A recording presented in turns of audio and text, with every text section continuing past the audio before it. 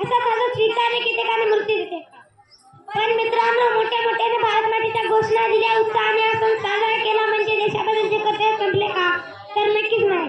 भारत देशाचे नागरिक म्हणून देशाच्या विकासासाठी प्रयत्न केलेच पाहिजे. पण आजच्या काळामध्ये भ्रष्टाचार, गरिबी, अस्वच्छता अशा अनेक गोष्टी देशाच्या